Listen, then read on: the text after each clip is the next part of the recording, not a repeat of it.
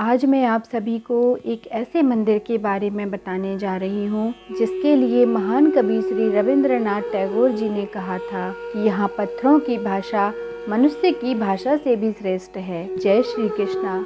आप सभी का मेरे चैनल में बहुत बहुत स्वागत है। आप सभी लोगों से प्रार्थना है, अगर आपको यह वीडियो पसंद आता है तो आप वीडियो को लाइक जरूर कीजिए और अगर अभी तक चैनल को सब्सक्राइब नहीं किया है तो चैनल को भी सब्सक्राइब कीजिए। उड़ीसा के समुद्र तट पर पुरी शहर से लगभग 35 किलोमीटर दूर विश्व धरोहर और भारत के अभिमान के रूप में जाने जाने वाला कोणार्क का सूर्य मंदिर स्थित है। यह मंदिर सूर्य देव को समर्पित है। पुराणों के अनुसार श्री कृष्ण के पुत्र सांब को उनके श्राप से कोढ़ हो गया था। सांब ने मित्रवन में चंद्रभागा नदी के सागर संगम पर कोणार्क में 12 वर्षों तक तपस्या की और सूर्य देव को प्रसन्न किया।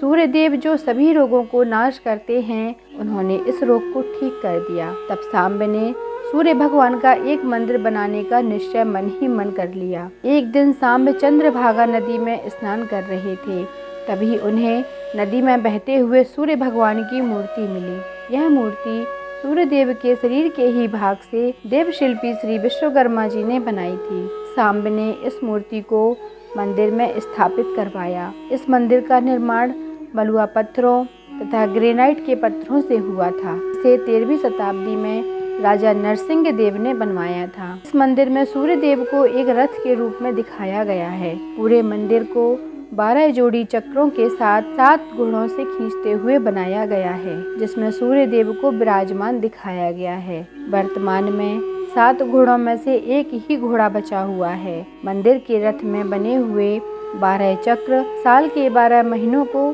तथा प्रत्येक चक्र 8 अरों से मिलकर बना हुआ है, जो दिन के 8 पहरों को बड़ी ही खूबसूरती से दर्शा रहे हैं। मंदिर की दीवारों पर उत्कृष्ट नक्काशी को उकेरा गया है। मुख्य मंदिर 3 मंडपों से बना हुआ था। इनमें से 2 मंडप पहले ही ढह चुके हैं। तीसरे मंडप में जहां मूर्ति थी, इसे रेत व पत्थर भरवाकर सभी द्वारों को बंद कर दिया गया है, ताकि यह मंदिर क्षतिग्रस्त न होने पाए।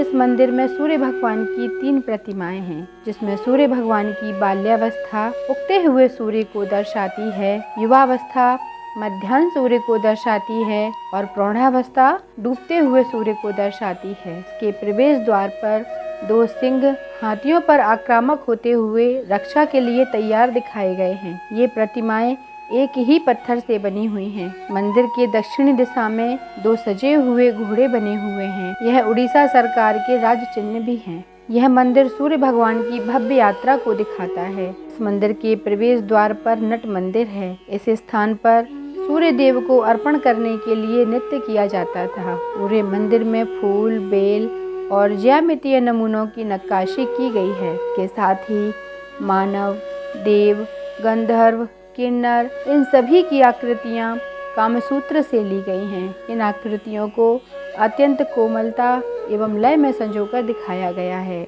जीवन का यह दृष्टिकोण बहुत ही सुंदर कलाकृति के द्वारा दिखाया गया है। ऐसा माना जाता है कि इस मंदिर के ऊपरी भाग में एक चुंबक लगा हुआ था। चुंबक के हटाए जाने के बाद ही यह मंदिर ध्वस्त होना शुरू हो गया। आज यह सोचने की बात है कि उस चुंबक को किस तरह से लगाया गया होगा जिस पर पूरे मंदिर का संतुलन टिका हुआ था। कैसे रहे होंगे उस समय के कारीगर, उस समय के शिल्पकार, जिन्होंने इतनी सुंदर कला को एक नया आकार दिया, जिसे हम आज भी इतने सुंदर तरीके से देख सकते हैं। यह मंदिर उड़ीसा की उत्कृष्ट कला को प्रदर्शित करता है। बताया जाता है कि इस मंदिर में स्थापना के लिए 9 ग्रहों की मूर्तियां बनवाई गई थीं, लेकिन कुछ अज्ञात कारणों की वजह से मंदिर पहले ही खंडित हो चुका था। इसलिए इस मंदिर में कभी भी पूजा नहीं हुई और इसी कारण से इसे खंडित मंदिर भी कहा जाता है। इन सभी मूर्तियों की एक सुरक्षित जगह पर पूजा की जाती है।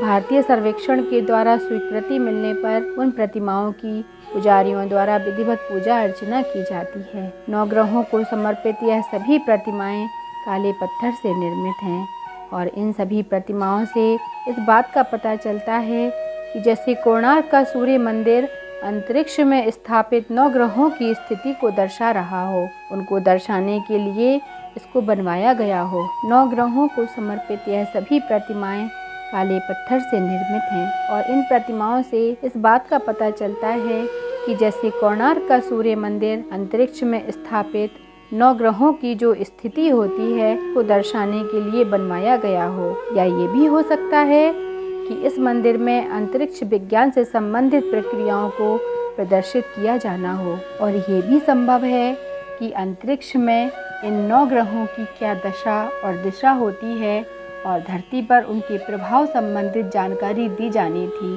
जो कि यह कार्य अधूरा रह गया।